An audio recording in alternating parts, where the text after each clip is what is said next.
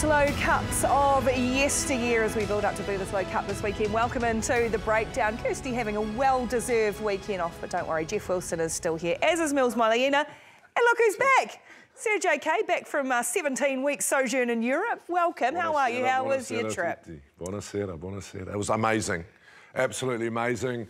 Hadn't had the family together for 6 years, so from COVID and a few other things.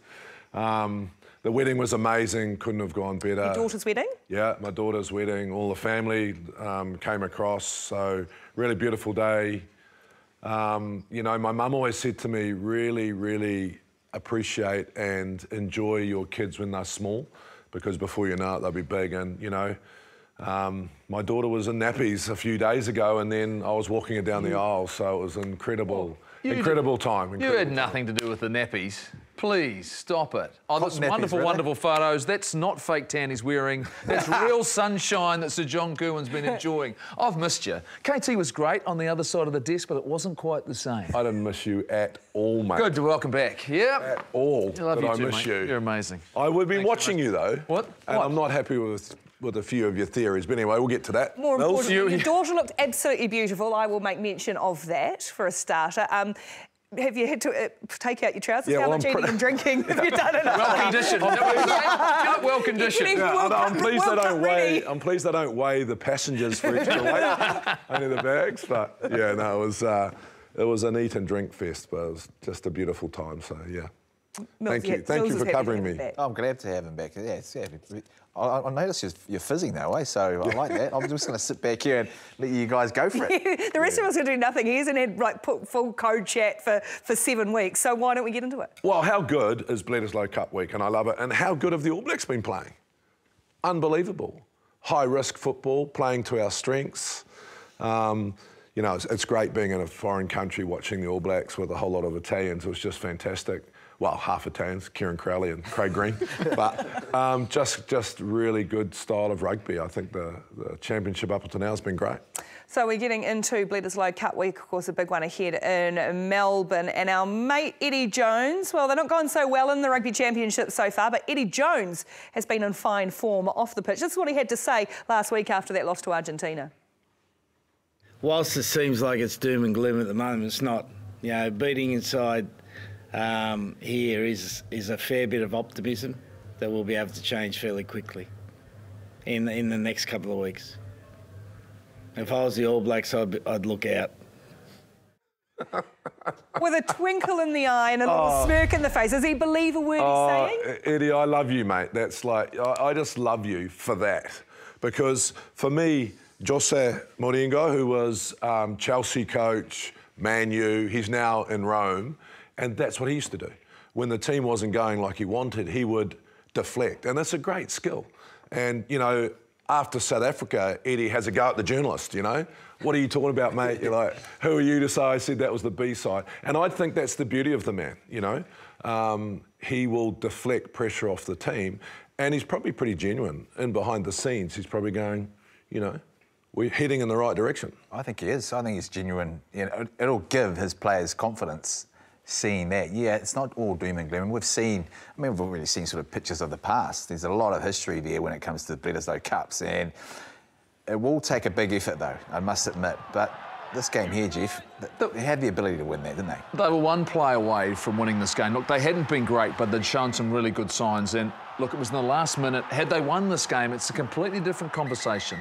So those are the margins that you start talking about. Look, he also did a number of interviews and he talked about the fact that they've got enough things to worry about, not to worry about what other people are doing. So he's aware of they've got some issues right now. He's got some issues. And I think there's some things he's having to deal with. He's only really starting to get to know his players, starting to understand what he's got. He's bringing players in. But you have to love it.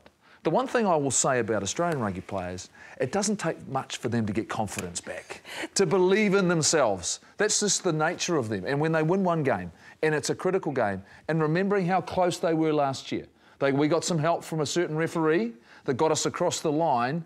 It would have been a vastly different competition with Australia. So I think we've got to be very wary. We didn't have help from the referee. That was like they wasted time on the kick. But anyway, what happened? That's helped, because that's the first time that's happened in the history of the game. What happened to the Ghetto law? Well, it's gone. So Eddie Jones has just gone, I'm just going to do what I want. I want to talk about that. Well, let's have a look at you say he's getting to know his players, and he's getting to know them because they're coming from everywhere now. This is the Australian overseas players, or where their players are coming from. Let's have a look at the various locations. So this is the starting 15 against the Pumas last week. Couple from France, 3 from Japan. Yeah, and I think this is significant, the fact that they've ditched their eligibility rules and said, these are the guys I want, Mills. But I'm thinking the impact of them coming in, playing in a different competition, playing a different style of rugby, and the fact the guys that tasted success against New Zealand sides in Super Rugby, a lot of them aren't there. And they're guys in key positions. 2 locks, plenty of size, and this is the balance of their 23. The Brumbies had 6. Now, they were their best performed Super Rugby team. The Rebels were terrible. They didn't even make the playoffs, but they've got 6 Wallabies, and you start going, oh, they've got individual talent. Well, hold on.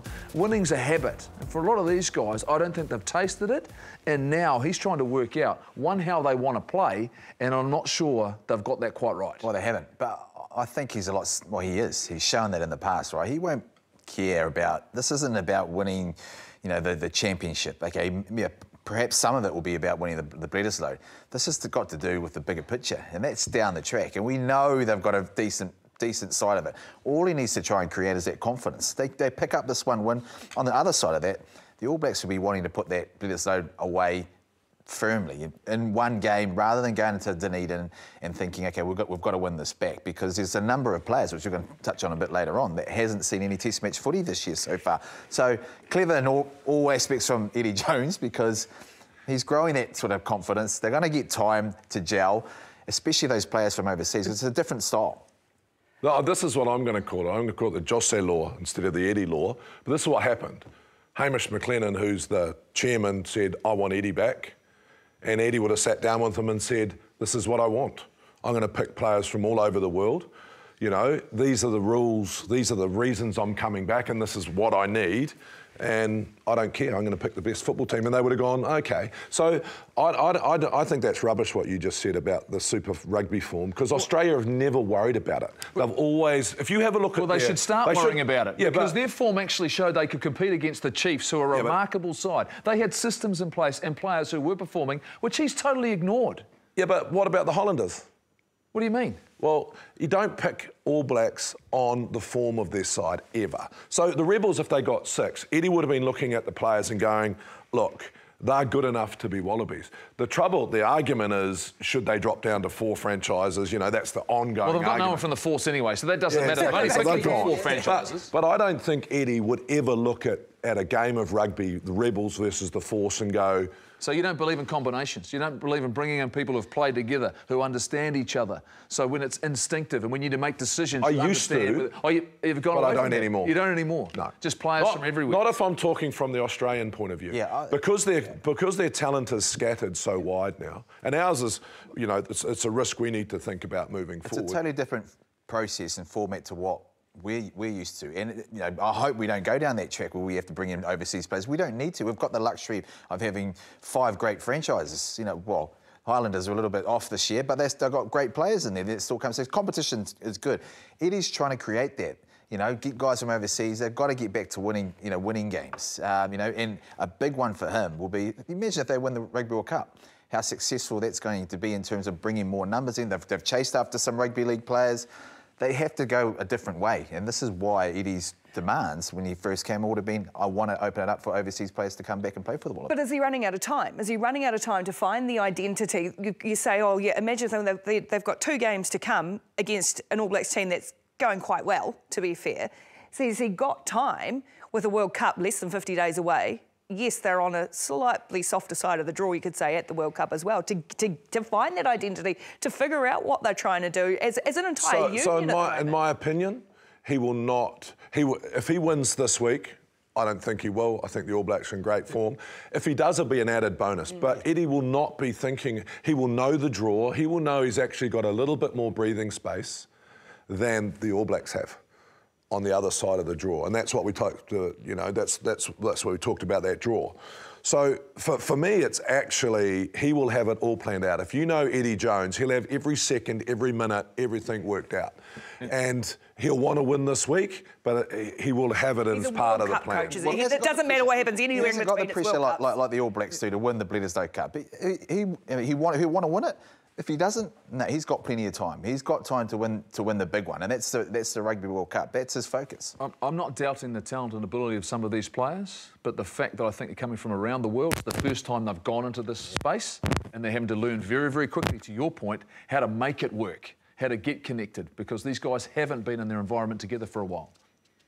Well, there's another team playing in the Bledisloe Cup as well. We should have a look at the All Blacks too. Obviously, they have been very good in the last couple of weeks, and now, 2 games until that squad is picked, the Bledisloe this week and then the return match in Dunedin. So who do we need to see? Who hasn't had game time yet within that All Black squad that we want to see named in a side this weekend? You all started to look at each other like you've all got very different opinions. I have a voce di corridoio. A what? A voce di corridoio, which is whispers in the... men in the field. No, whispers in the hallways. So we don't know whether it's really true or not, but I believe that there's a couple of niggly injuries that could keep a couple of players out for 6 weeks. So Sean Stevenson is still with the All Blacks, and we might just see him.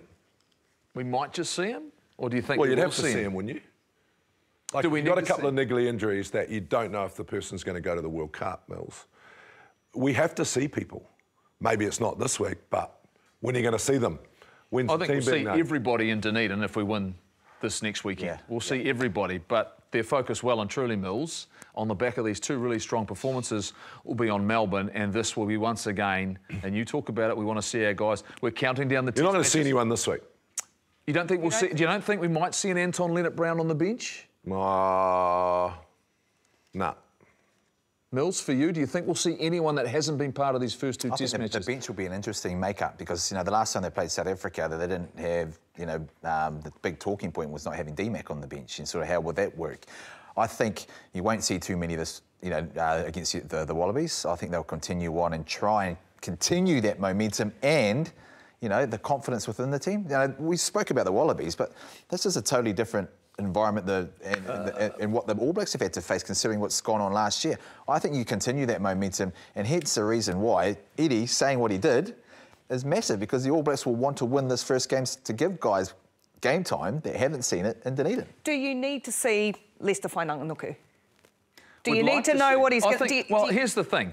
Braden Enon wasn't in the squad, the initial squad, and he's come in as cover for injuries.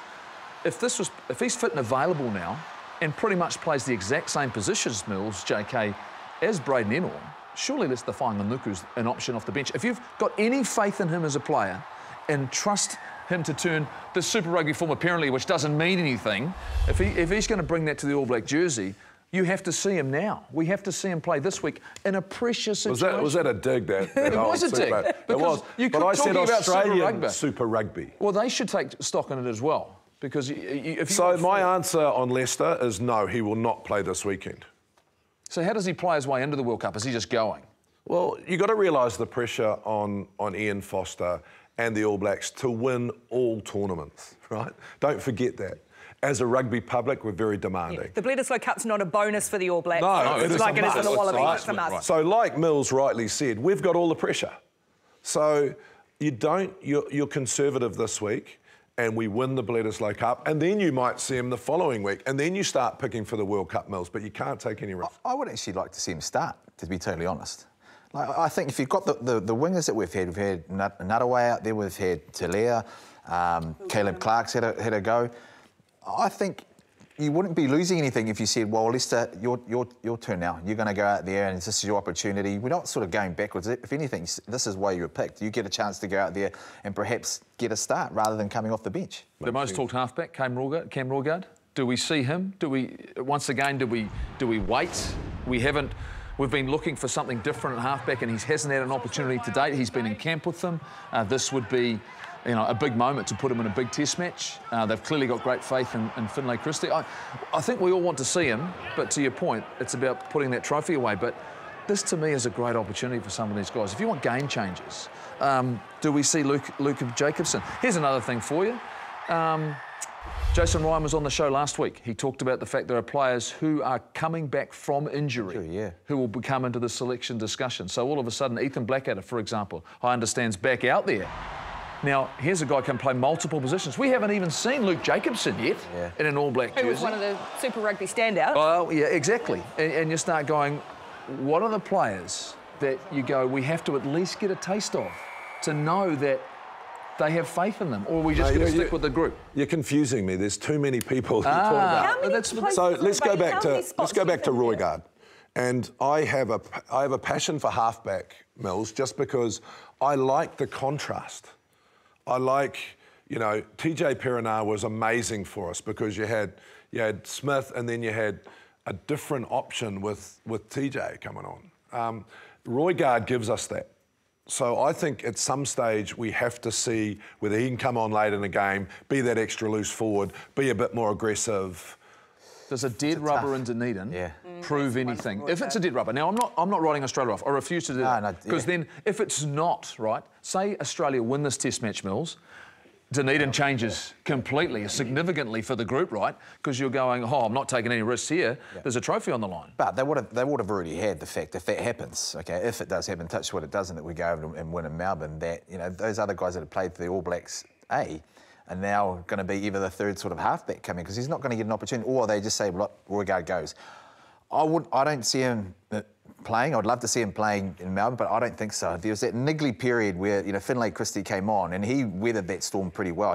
The ball was messy, but that's experience, right? He's been in there for a while. He's come off the bench. I don't think it's fair to give Roygaard an opportunity to go out there and basically have messy ball. You want to give him his cleaner stuff and let him sort of have a clean ride. But at the same time, as well as I say, I probably contradict myself. Can he handle the pressure? Can I just go back to another point? Take an uncapped halfback. Can I just go back to another point that you threw in quite casually, actually? So what you're saying to me is that guys are going to go to the World Cup and they haven't played for 6 months. For a long time. They're going to go and you'll be relying on them in the other games at the Rugby World Cup. The Uruguay's and Namibia, that's their impact that they can have. If Cam Roygaard gets selected, doesn't play in the next 2 tests, he won't have played since when did the Hurricanes get knocked out of Super Rugby? No, I'm talking about Blackadder and... Fletcher Newell, there are other guys that haven't been on the big stage. Unless they get a bit of NPC time, which starts next week. Quite possibly, That's kind of it.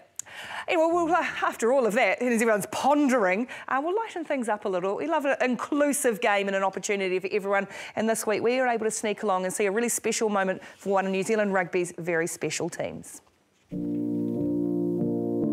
Today we're celebrating 10 years of Falcons Rugby. So the New Zealand Falcons Rugby Club is an again inclusive sports team that started in 2013. Our mission is to create a safe space for gay men, other members of the rainbow community, but also allies to play the game of rugby. I'd always taken for granted how inclusive rugby was. I'd always felt very included within my teams. And then getting involved in Falcons, I realised actually it was always very inclusive within the team, but maybe people on the outside didn't feel that same way. So it's amazing to be part of a team where it doesn't matter whether you're in the team or you're on the outside looking in, it's very inclusive and everyone feels welcome.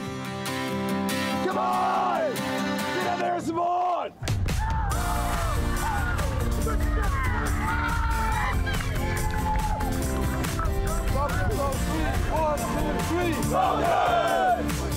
it's unbelievable. It's so much love, like I said at the start, just so much love. Everyone comes around, doesn't matter who you are, your sexuality, your identity, it's just love to whoever walks in the door, and it's amazing. They're a team of just wanting to try hard, you know, just being out there and doing their thing. It's a real joy and a privilege to play for them, you know. No, I'm Falcon friendly all day.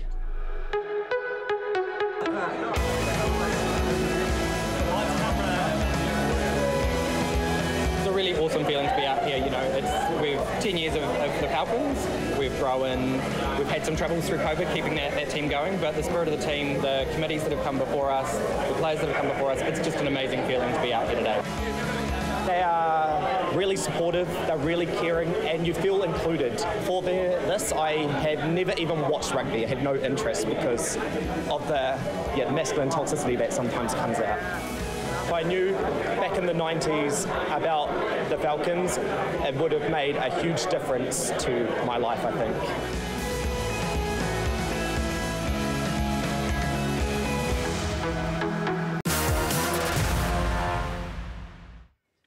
Welcome back into Breakdown. We are well and truly on the countdown to Rugby World Cup 2023. Less than 50 days to go, and it is with great pleasure we can welcome the chairman of World Rugby, Sir Bill Beaumont, to join us on the show today. Welcome, Sir Bill. Give us a sense, less than 50 days. Obviously, there's been a bit of unrest in Paris. We've been watching it on the side of the world, the news. What's the sense of readiness for France to host this tournament in just over a month? I think, Ricky, that every one of us is excited. You know, I think the preparation's gone really well. All the venues are fantastic venues. And I think what we'll see on the field of play will be fantastic at this World Cup, because you're the experts who are all sat around that table far more than I am. But I can see it's really too close to call. But preparations have gone well. Obviously, been issues around France. So now we can look forward to an exciting World Cup starting in September. So, Bill, I saw you ring the bell at Lords the other day. That must have been exciting. Are they going to get through the last play or last game today, or looking a bit rough? It was actually at Old Trafford. Oh.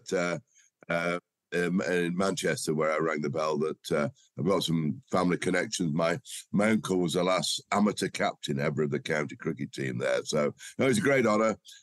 Hoping that we'll get a few hours in, but the Aussies had a good day yesterday.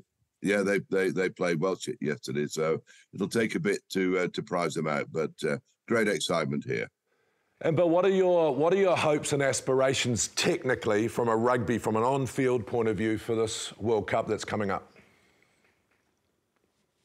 Well, thanks, John. I think that when I look at it, I think that excitement, I think sort of not much controversy. Hopefully we look for good play, open play, ball in play more. I think certainly there is a lot more excitement around it because nobody really knows deep down who's going to win it. And I think that is one of the great things about the World Cup of this year.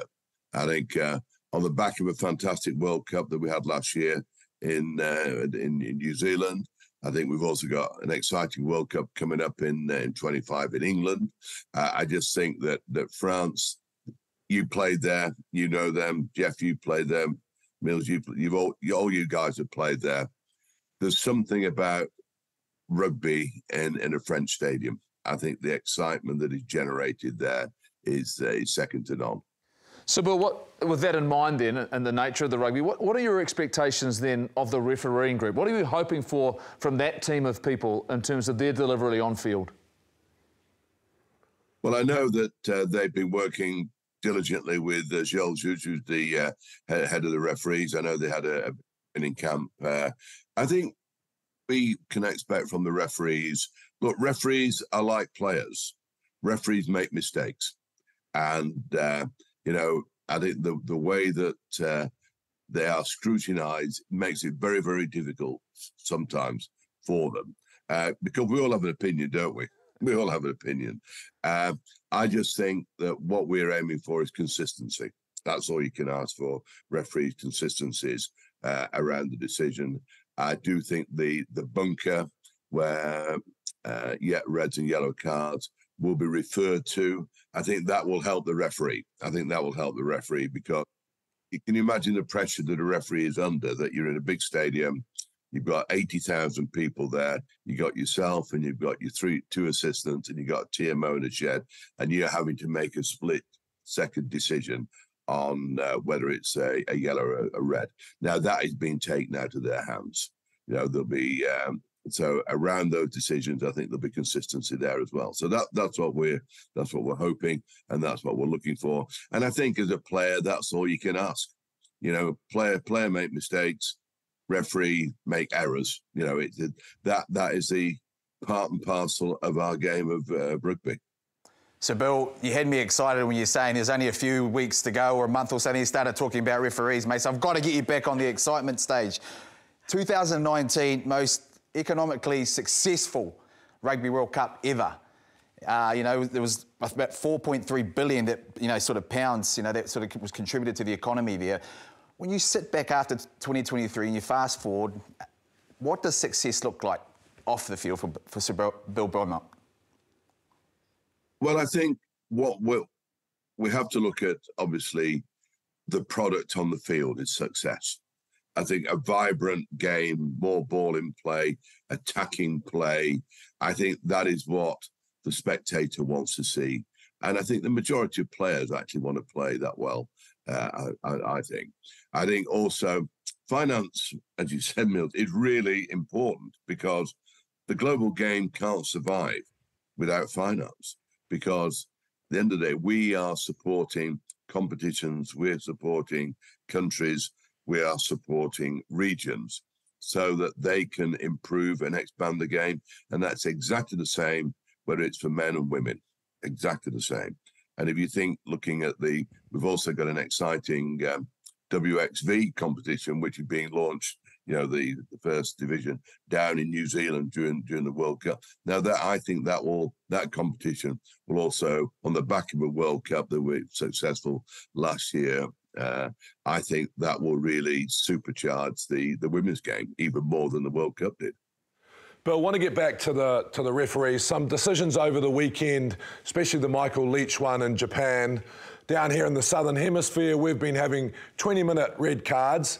And when you see a moment like Michael Leach then didn't do it on purpose, but it did hit the head, you know, after 20 minutes of a red card, at least you can change the player and the fans don't suffer. I mean, did you go through that process and make the decision for the 20-minute card, and what were your thoughts on it?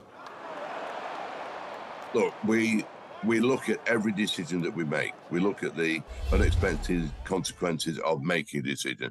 It has been debated at length, JK. It has been debated by north and south of the equator. I think certainly the way we are at the moment, I think we have to ensure that accidents happen on the field. They're not intentional, but they are accidents. And the sort of, unfortunately, I haven't seen the Michael Leach incident. I haven't seen that myself personally, but I've seen other incidents, sort of World Cup finals, for instance, in Auckland in November. You know, that was an accident. But we have to ensure the safeguard of our players, whatever we do. But I do think sort of going to this bunker, it does give the opportunity of a third party looking at whether it merited a red or a yellow card. I just want to ask you, Sir Bill, about, and clearly it's, the big talking point for us has been the moment the pools come out and we see the potential quarter-final matchups. And the top 4 teams in the world could quite easily meet in that quarter-final based around seedings. Will there be a conversation post this Rugby World Cup about maybe when those seedings are made going into the next Rugby World Cup to maybe potentially avoid that situation? Absolutely, Jeff. You've hit it spot on. That when we look at it, sort of, well, the reason why the pool draws were made early is because the surety of the host cities and the hosts of knowing where teams are going, which is quite very important, obviously, for a tournament. But what we will be doing, we'll be looking to have the pool draw as late as possible so that you can get more consistency around the balance in a pool, because there's always going to be one pool that is always going to be tougher than the others. You're always going to have, and look, I speak of experience of chairing a host country that didn't get beyond the quarterfinals, in 2015. So I know exactly what it's like to be sat around that table and looking at a pool draw. So what we will be doing, we will be looking to see how late when we go to Australia that we can make the pool draw.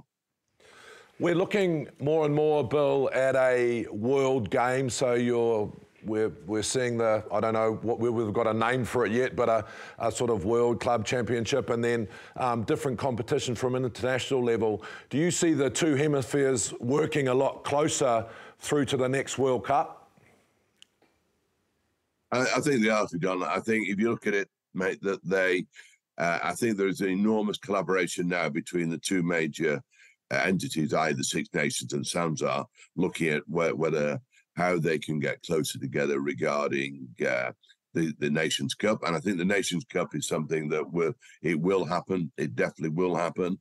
But we as World Rugby have to make certain that there is promotion relegation into that, so that we don't own the Six Nations competition, we don't own the Rugby Championship, but we can not control, but sort of coerce and take people with us when it comes to the Nations Cup. And that's what we will be doing, because we have to give the opportunity of countries who sit outside the established tournaments, we have to give them opportunity to improve themselves. And so a couple of months ago, I went to Spain, for instance. Spain has got a population of about 45 million people. It's an enormously successful sporting nation at team sports, and we've got to help them accelerate rugby in that country. Bill, I was a little bit disappointed in World Rugby's decision around the sevens, because I felt that sevens was a pathway for a lot of those nations you've just spoken about, Spain, Uruguay, those teams, but you've decided to cut it down to 12 teams. What was the major decision around that? The major decision around that is that obviously we have to look at it as hosting tournaments and getting excitement within the stadium. And what we are doing, we are investing heavily in a regional competition, a tier 2 competition for the countries not in the regular roundup. So what we'll be doing, there will be competitions where there is promotion and relegation. So there will be a big playoff be a great occasion in Madrid at the Atletico Madrid Stadium, 75,000 people. Hopefully we pack it out, where there'll be promotion and relegation into the tournament on an annual basis.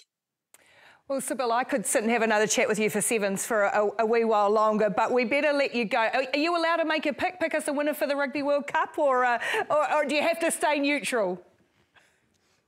I've got to stay neutral, but I've been very impressed by your countrymen. I thought the way in which they played for an hour against the Springboks, I thought was outstanding. But got the big games coming up this weekend. Actually, I'm quite looking forward to Melbourne. I believe it's a sellout down there. So my Australian mates were telling me it's going to be sold out. So that'll be exciting. See how Eddie gets on there. And look, I think the hosts are going to be strong. France, a lot of pressure on them. Ireland have had a great record.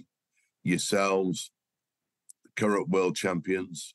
There's a lot of good countries down who will be playing in the World Cup. England are always dark horsed in World Cup. Nobody ever gives them any chance, but they always seem to do pretty well there. So, look, I think it could be one of the great World Cups. That's what we're hoping for. Fan excitement, player excitement, spectator excitement that helps accelerate the growth globally of our game. Well, Sybil, thank you so much for joining us here on The Breakdown. All the very best to you and the World Rugby team, getting everything ready for that tournament coming up pretty soon in France. Thanks so much. Okay, thank you. All the best.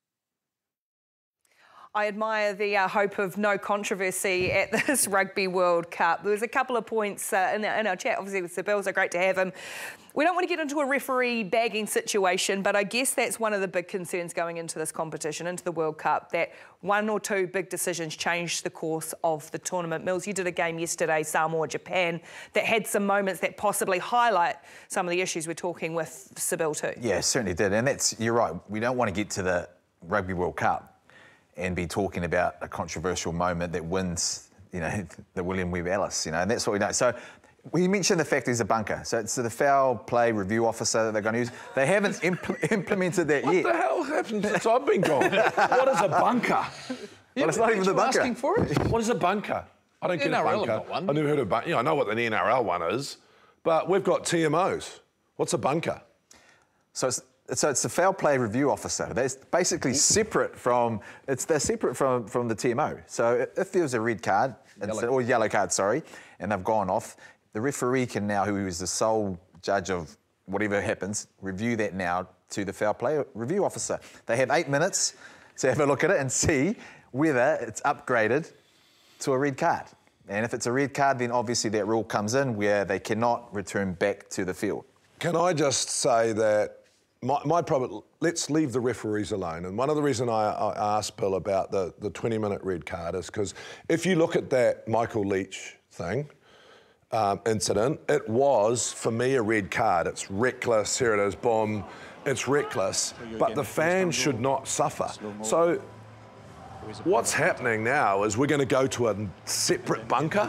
So the TMO goes to a bunker, and then the bunker says, you're off anyway? What? I think for this incident, it's a pure red card. The thing that I had concern about it took them an age to realise whether it was to come to the decision that it is a red card. So once he's off, he's gone. It's a red card. They can't replace him.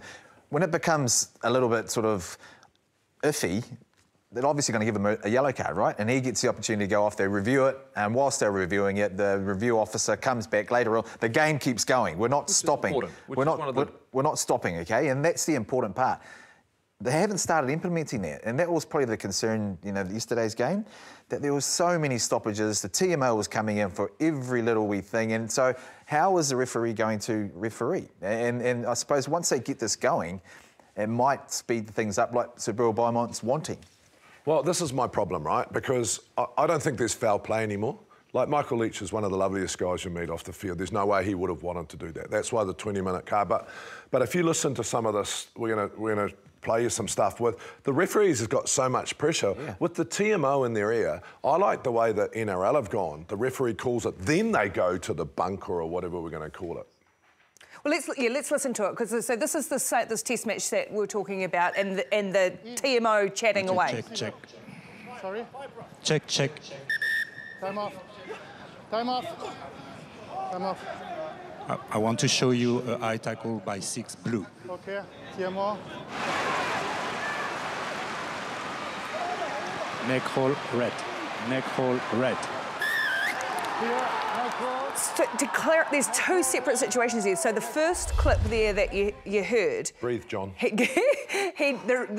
I right, Mills? And you did this game. So he actually went back 5, 6, 7 phases to show that one, whereas the neck roll one is more... that he called that live. He's made the call as the referee live. Is that how it played out? And considering what sort of happened, so I'll touch on the first one. They stopped play, so play had already sort of gone. They've come back and reviewed it again. They've taken an age to get that sorted. Yellow card gone off. Okay, the next one is actually with about 30 seconds to go, and he's actually called it live. Japan were only down by 2. If they get a penalty, then they can possibly slot it and win the game. Listen to this. He's calling it straight away. Neck hole red. And so who's refereeing the game? Is it the guy on the pitch, or is he listening? My problem with that, Goldie, my problem with that is Michael Leach I get, and I think they should come back, and I hope that bunker works out. But that is a 50-50 call that no TMO should come in on. If you have a look at that, that is not a neck roll. And that's where they've got it wrong. You cannot, in the final play of a World Cup final, stop the game in case it's not quite right. You've got one angle, instantaneously the TMO has decided that's the end of the game. So if you're in the stands and that's the game and you're sitting there going, what just happened? And you don't get a replay. You don't get an opportunity to sit again and look at it. And you don't hear this TMO You don't hear the TMO. It's just play on, and then if there's a situation you need to go back to, you know, because that's the final moment of a game. That would be the worst outcome. This is not the refs, by the way, people at home, because I was away, you know, when Ben got all that abuse online, which absolutely just was disgraceful. It's not their fault. My problem, and I think Bill mentioned him, as Joel George is the boss, they're following a protocol. It's the protocol that's wrong. The TMO needs to stay out of it unless the ref calls them or unless it's foul play. Well, because how can you deal with that? Apparently that was foul play. Like, that's so marginal for me. And I can get it when it's clear and obvious. Like, when it's a clear and obvious, and it's certainly a case where it's put a player in danger. But I look at that and go, if that's the way we expect their game to be decided, and the Michael Leach one for me, I'll just give you a quick one there. We're going to see this. It's going to happen in this Rugby World Cup across a number of games. He swore it in 2019 in Japan. That's going to be 20 minutes. It's going to be the expectation. It is just going to be the way it is. But you notice through the course of that tournament that they start, when they realised for a start, there were cards everywhere. I think they will slowly soften, but we're going to see it. You're going to have to prepare for it. I get it, but this is my problem with the 20-minute, not having the 20-minute red card. Because why, if the player's been ill-disciplined, he should suffer, he should go off and stay off. Why should we suffer? And why should a massive campaign, be it from Australia, New Zealand or South Africa, suffer around a set of decisions that I think are wrong? And the reality is there's discrepancies between how the North and how the South referee and interpret all of these things. And we aren't getting a 20-minute red card and we're going to keep going on. But I think you're right. It's poor play, not foul play, that is getting red carded. It's the fan thing for me, Ricky, is the fact that you're in the stadium. You're not wired up to a TMO. You don't know. So the referee's the guy who looks as though he's made the decision, but it isn't. It's someone looking at a TV screen. I don't think that works for me. And a tightly contested Rugby World Cup, like he's saying, so many teams can win it. And red card happens in the first 10 minutes, that's ruined the game. You know, when teams are so close, that's what you don't want. You want someone to be able to come back on after a red card. I agree. So. Well, we've also got to put onus on players to get things right as well, though, too. Let's have a break. Let's have a rest. And we're actually going to go back to Europe after the break, and we're going to catch up, get some insight from the France camp with their assistant coach, Sean Edwards. Stay with us on The Breakdown.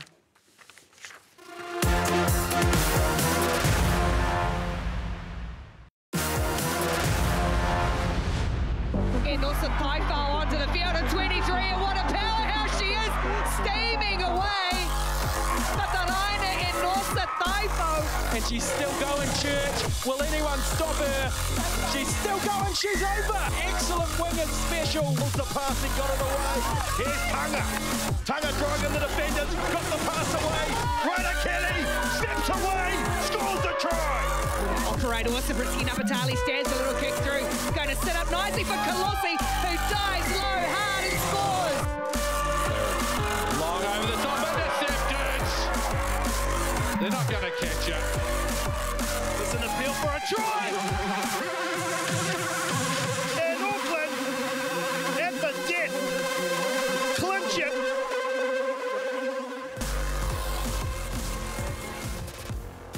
There was actually some rugby played over the weekend instead of us just wiring on about it. Farah Palmer Cup round 2. What an absolute banger. 27-24. Waikato beating defending champions Canterbury. That was an extra time golden point penalty winning that one. Counties Manukau, they had the bye round 1. Poor old Bay of Plenty. Difficult start for the Volcanics. And then Otago in the championship division getting up over Tasman, the first game in the championship. Manawatu relegated back down to the championship and might be on their way back up after that. Tough old start for Taranaki, 84-0. Good win for Northland, and then Auckland, after being beaten by 1 last week, getting up over Wellington 17-15. Auckland on the board after 2 rounds of the Farah Palmer Cup. Right, we're going to continue our international flavour on the show tonight in the build-up to Rugby World Cup, and it is a real pleasure to head into the French camp and have their assistant coach, Sean Edwards, join us. Sean, thank you so much for being with us. Less than 50 days now. What sort of things are you doing? Is it down to detail and nitty-gritty at this stage of preparation? We just had 2 weeks of very hard training in Monaco. In the heat of the afternoon, etc. So the guys got really pushed hard. We also did some good rugby formations as well. So we're now having a week. We've got a couple of weeks preparation before our first kind of warm-up game against Scotland. So we'll probably go into a bit more detail rugby-wise. But it's still an emphasis on fitness. You know, obviously we're very aware that, you know, you guys in the Southern Hemisphere, you know, at this time of year, you're pretty battle hardened. You know, you're playing some amazing rugby down there as well. We have to sort of try to make up with that, because it's the start of the season for us when the World Cup starts. So, you know, and obviously to do that, you have to try to get as fit as possible, really. Sean, real honour for me tonight having you on the show, mate. My dad absolutely idolised you, Wigan legend, over 500 games. I remember coming to watch you play for the British Lions down here against the Kiwis. Amazing what you did with your own career, but it's amazing how you've actually you know, transformed into one of the world's leading defence coaches. But my question, mate, is there's going to be 5 of your league colleagues at the Rugby World Cup as defence coaches. Are you still learning from rugby league? Is rugby league still where the defence is coming from, the new stuff coming from, or are you just making your own stuff up? Well, obviously at the breakdown, it doesn't come from rugby league, no. But, you know, certain tackle techniques, etc. You're always trying to learn, always trying to improve yourself. Well, I certainly am anyway. And, you know, even from things like NFL, you look at the, you know, how the, you know, the power of the tackle in the NFL and stuff like that. So anything you can learn from, you know, you're more than willing to do that. And I just want to say thank you for letting me on any programme called The Breakdown. Trust me, I'm in straight away, mate. A rugby-loving person like myself, whether it's league or union, mate, an event called The Breakdown, I'm straight in there, mate. Don't worry about that. Sean, I know you mentioned before tackle technique, and we've already sort of had it, you know, red cards, yellow cards. That can have a massive impact. I mean, in terms of the defence, how do you train that? Because it's a fast, physical game. You want to stop the offload. Do you touch on that a little bit with your players, or is it about just going out there and just hitting hard? No. It's to practice.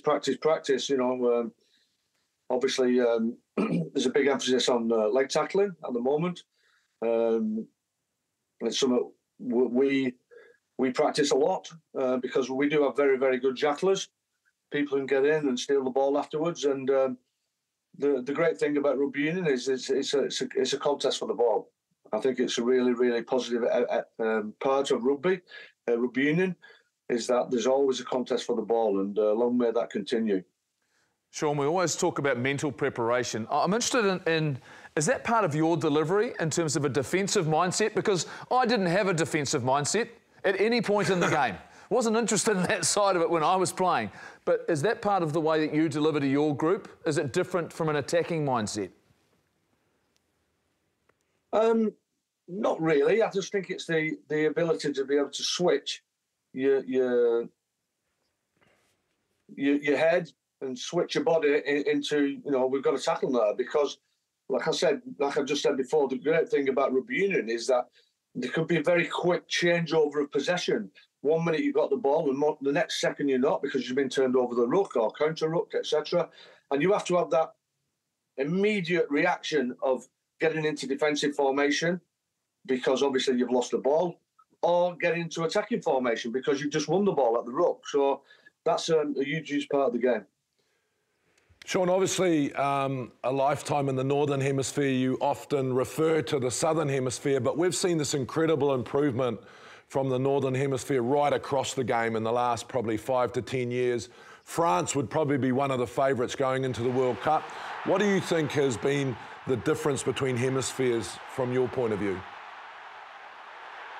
The big difference is that you usually win the World Cup. You know, you look at New Zealand, won it 3 times, South Africa 3 times, Australia twice, and England once. So we've only had 1 win up here. So, you know, we have to pull our socks up. We have to improve, and we have to try to emulate the great feats of the great Southern Hemisphere teams. And you know, obviously, with it being at home for us, that's you know, a little bit of an advantage. I would have thought. You know, you guys would know about that in 2011, obviously, which was my first World Cup. But as I said, you know, before, you know, the standard bearers, particularly at World Cups, have always been the Southern Hemisphere teams. Well, talk to us about that then, Sean. first game up against the All Blacks. You're leading into it. You're in Monaco. I'd love to be in Monaco right now, I'll tell you that. But what's the focus for the French at the moment? Is it about getting the right team to play the All Blacks in that very first game, or are you just sort of making your way through the tournament? Because it's a very long tournament. Yes, it is a very long tournament. And sometimes, particularly in the north, very long preparation as well, So that's one of the reasons that we're back at home at the moment, back with our families, having a week's break, because I understand you guys in the south have a lot of travel, particularly at the end of the seasons when you come up north sometimes. So it's important to get some family time in as well. But yes, I do feel that we have to get as fit as possible, because you guys are really battle-hardened when you come to the World Cups. Sean, we could sit and chat for the rest of the show, but we better let you go and continue on the rest of your day. And thank you so much for joining us. All the very best to you and the team for your preparations ahead. And we cannot wait for that opening game in just, a month or so's time. Thank you so much. Like I said, any sport event called Breakdown, I'm in there. Thanks, Sean. And we've won over the French team. We've ranted and raved so much, we've just about got to get out of here. So, Bledisloe Cup, Saturday night. Picks, JK, what are you All expecting? Blacks. Well, yeah, but how much? He doesn't care. I don't care. I've done this show enough that I should know you don't care as long as they win. I think Australia will be very good. Yeah, I think they'd be very good, the Aussies, but I'm looking forward to seeing the All Black side continue that momentum. Be interesting, some selection issues, Chief. Oh, comfortable win. We'll dominate. Oh? Yep, we'll dominate. We'll continue on our way. Ricky, I think we've taken that step up. I think it'll be tough for them to stay with us. Okay, I'll go All Blacks win, and I'm going to go a Football Ferns 3-0 over the Philippines as well on Tuesday for Football World Cup as well. We'll see you next week. Enjoy your week of footy. The Wallabies v the All Blacks. And now the All Blacks looking to execute. Taukiaho, infield for try number 2. Smith over to Barrett. Mo'unga. Richie Mo'unga. Barrett in the line. Sees space in behind and finds Jordan, who cuts to the outside and then explodes away. Off it goes well. And now finds Kellaway on the angle. He won't be denied this time. Away for Kellaway, looking for Bataya. Kellaway! He goes in again! Here we go! Final effort. Can they hang on? Jordan, crossfield Jordan, away for Barrett. Try All Blacks. Wallabies' hearts broken.